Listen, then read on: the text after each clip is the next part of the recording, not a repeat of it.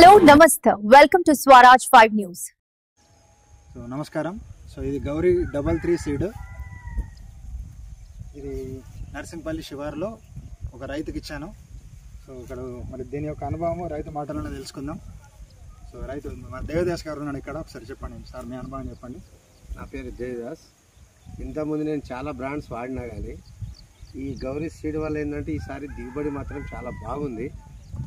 ఇది గౌరీ 33 అని చెప్పేసి 4 ఎకరాల ల్యాండ్ ఉంటుంది నాకు.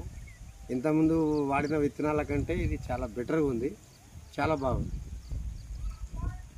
ఎక్కడ మాది గ్రామం నర్సింపల్లె, రామ్ సింగ్ తాండా అని చెప్పేసి నర్సింపల్లి జీపీ కింద ఉంటుంది.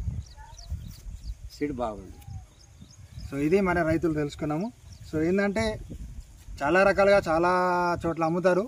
కాకపోతే ఏంటంటే మనం దాని సీడ్ గురించి పరిశోధించి మనం దాని గురించి అనుభవం ఉన్న వ్యక్తులం కాబట్టి దానిపైన మనం ట్రైనింగ్ కూడా తీసుకోవడం జరిగింది.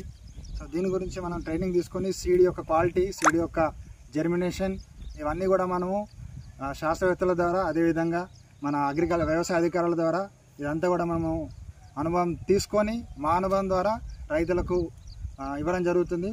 సో ఇది కూడా రైతులు ఒకసారి గమనించి దీనికి తగిన చికిత్స కూడా మేము ఇస్తాము. అదేవిధంగా ఏంటంటే ఎక్కడ ఎలాంటి పరిస్థితుల్లో ఉన్నా ఏ దానికి ఏ రోగం వచ్చింది, ఏమొచ్చింది అనే దానిపైన కూడా దానికి కరెక్ట్ డోస్ అనేది ఇవ్వాలి.